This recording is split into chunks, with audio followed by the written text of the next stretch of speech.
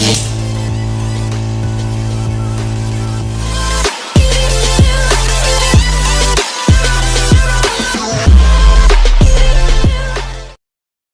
welcome to my channel. Ngayon po ang ating ipapaliwanag ang ating mga manok. Yung sinabi ko sa inyo na dun sa isa kong upload, papaliwanag ko yung mga manok. Ngayon, sasabihin ko na sa inyo kung paano gamutin. Dahil yung isa kong manok, ilang beses na nagkasipon, hindi namamatay. Yun na lang bilhin nyo. Pag binenta ko, mag-comment kayo dyan kung gusto nyo bumili. Pag marami na, unti pa lang manok ko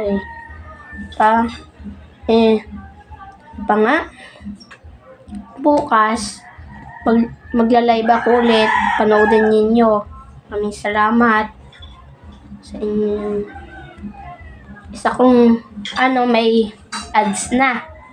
Paano man daw yung nagka-ads? Hindi pa ako 1,000 subscribers. Gawa din siguro ni YouTube. Ito kay YouTube. Yung sarok ko namang manok dito, sungit. Kaya, magawa sana akong isa pang content, hindi pa kaya. Hindi pa marunong mag-acting. Sa susunod na lang. Susunod ko na lang ipopost dyan sa YouTube channel ko. Panoodin ninyo. Thank you guys. Bye-bye.